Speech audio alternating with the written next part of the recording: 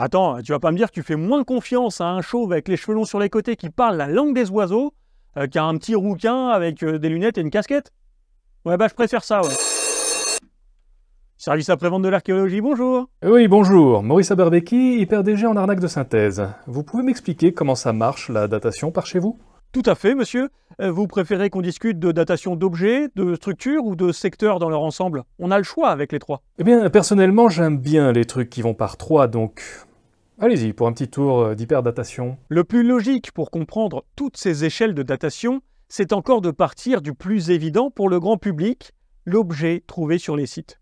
Ensuite, on va tenter d'élargir notre point de vue vers les structures et enfin, sur le site dans son ensemble.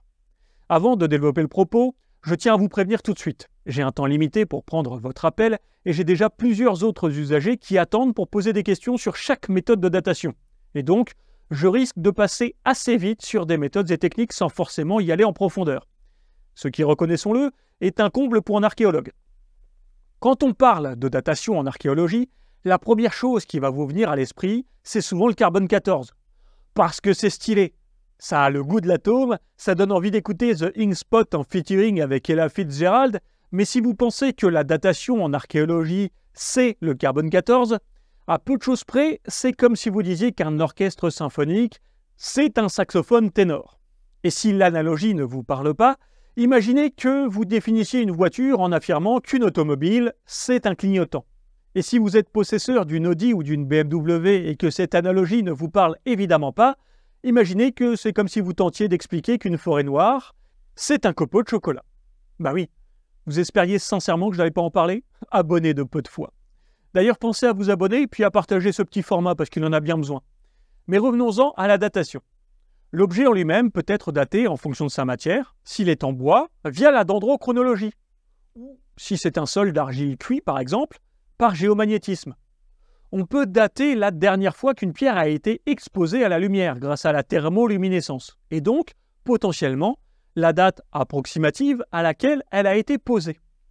Au-delà de la matière, il y a le type de l'objet qui peut être caractéristique d'une période ou d'une civilisation dont la fourchette d'existence est connue. Et parfois même, elle peut être connue et ne pas coller du tout avec le contexte de découverte, ce qui va totalement bouleverser notre compréhension du passé.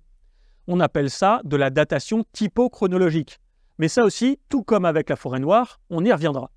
Et enfin, l'emplacement de l'objet dans le sol pourra nous apporter énormément d'informations à travers la stratigraphie que nous avons déjà abordée. J'espère que vous allez comprendre à quel point elle est importante. Les structures, quant à elles, nous apportent beaucoup d'informations de période. Les premières images que vous devez avoir en tête sont les structures encore visibles aujourd'hui. Il est facile d'évaluer la dernière étape de construction d'une église en identifiant son style, par exemple. Vous savez que le style roman est plus vieux que le style gothique, lui-même plus vieux que le néoclassique. Mais ça, c'est une généralité. Pour améliorer notre précision, en appliquant les méthodes de l'archéologie du bâti, nous pouvons observer que telle partie du bâtiment est antérieure aux autres, ou que ses fondations sont vraisemblablement plus vieilles de quelques siècles par rapport aux rénovations. Eh bien, en archéologie, lorsque l'on met au jour des structures, c'est un peu le même principe. Nous pouvons étudier les différentes étapes d'un bâtiment. Quand des murs sont démontés mais que les fondations restent en place. Quand un bâtiment est détruit avant qu'un autre soit installé dans une orientation différente. Ou plus subtilement, quand des fosses sont creusées. Car oui, lorsque nos ancêtres ont creusé des trous, que ce soit pour ériger un talus ou y planter une palissade, ou simplement pour se servir de ce trou comme d'un dépotoir, eh bien ce creusement laisse une empreinte. Et donc tout ça, vous pouvez le dater au jour près? Bien entendu, il est généralement impossible de dire si ce trou a été creusé un jeudi après le goûter, mais l'agencement des différentes couches, ou unités stratigraphiques, fait qu'on est capable de voir comment le site évolue. Et toutes ces données, sur les objets et les structures mises bout à bout, permettent non pas de définir la date précise d'un fait archéologique visible, mais plus largement de dresser le portrait de l'évolution du site dans son ensemble, des premières installations jusqu'à son potentiel abandon. Bon, j'ai essayé de rester dans le triptyque, puisque visiblement vous aimez les choses qui vont par trois.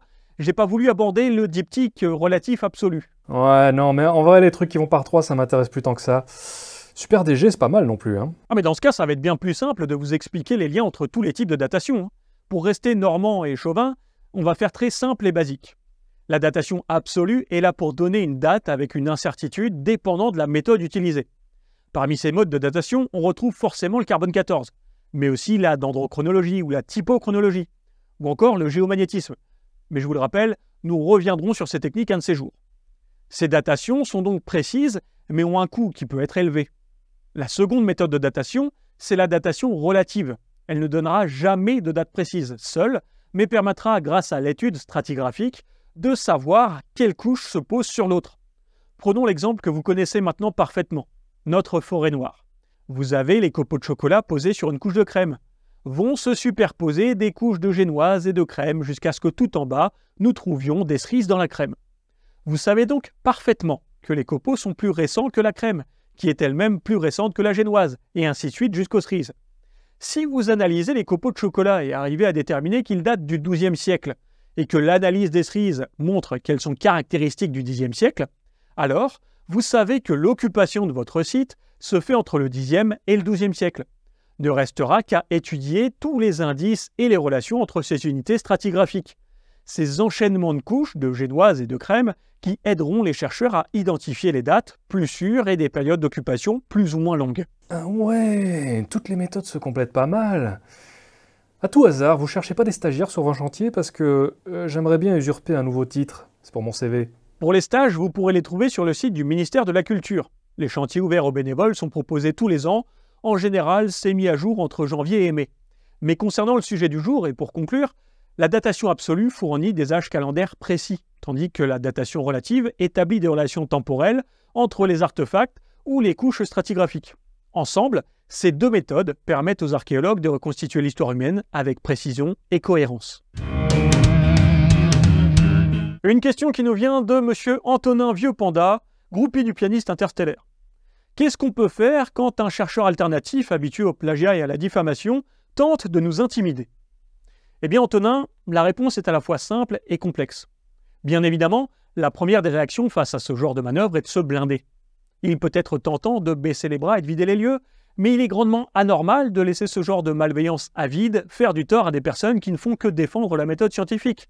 Je ne peux que vous encourager à diffuser au maximum les contenus sceptiques, articles, vidéos et autres conférences, pour que le vrai visage de ces destructeurs de méthodes soit révélé au grand public.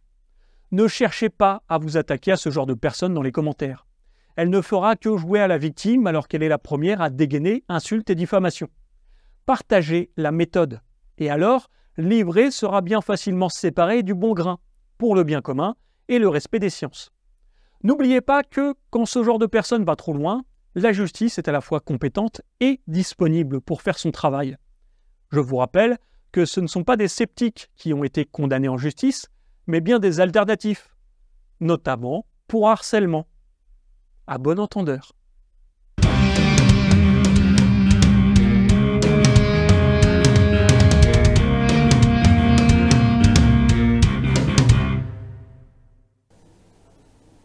Peut-être pas le bon ton, hein, j'ai pas le contexte.